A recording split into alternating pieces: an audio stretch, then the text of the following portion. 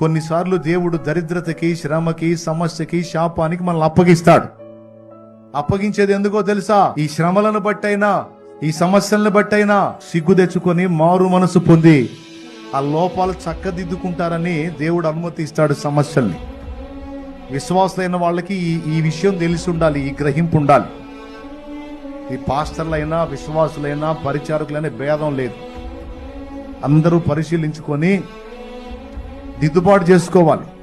నువ్వు దేవుని ప్రణాళికలో ఉన్న బిడ్డవైతే, దేవుని యందు విశ్వాసం ఉంచిన వాడవైతే, నీకు ఇబ్బందులు ఎదురైనాయి అని నువ్వు హైదరాబాద్ పోయినా, చెన్నై పోయినా, బెంగళూరు పోయినా సరే, నువ్వు దేవుని ప్రణాళికలో ఉన్న వ్యక్తివైతే, నువ్వు ఎక్కడున్నా, ఏ ప్రాంతంలో ఉన్నా, అందరితో పాటు వచ్చినటువంటిది నీ మీద కూడా వచ్చింది.